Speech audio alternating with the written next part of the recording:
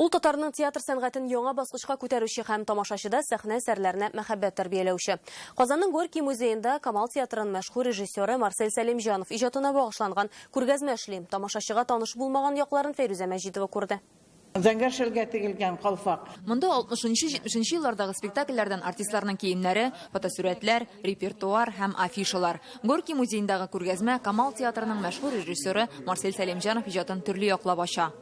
Күргәзмәгә килүчеләрне алтын битлек каршы ала. Россиянең милли театраль премиясенә Марсель Сәлимҗанов 2001 елда лаек була. Татарстанда бу премияне алучылар берничә генә кеше. Беренчесе ул үзе.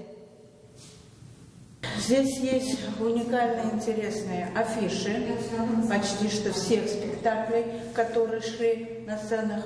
Марсель Сәлимҗанов иҗатына карата игътибар зур диләр Горький музеенда. Мәктәп укучылары, студентлар, аның яраткан тамашачылары килә. Аларга режиссерның спорт остасы дәрәҗәсендә кылыч уйнатуы да чын яңалык булган. Еще и спортом увлекался, причем фехтованием. Марсель Сәлимҗановның фехтование белән шөгыльләнүен монда килгәч яңа гына белдем. Бу аның кыю кеше икәнен күрсәтә. Монда режиссерның бөтен гомере. Менә ул 5 яшьлек малай чагы, монда әти-әнисе белән студент вакытлары һәм Камал театрында эшләгән чор.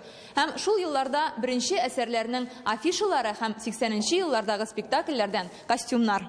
Монысы зәңгәр шәлдәге абыстайлар ябынган шәлләр. Кәрим Тинчуринның бу әсәрен Марсель Сәлимҗанов 70нче елларда сәхнәгә куя. Ул бүген дә популяр, аншлаг белән бара.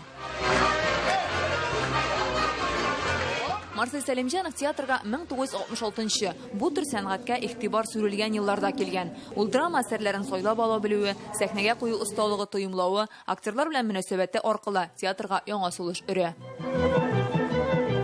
Быел Марсель Сәлимҗановка 85 яшь тулган булыр иде. Юбилейна багышланган күргәзмә 24 ноябрьгә кадәр эшләячәк.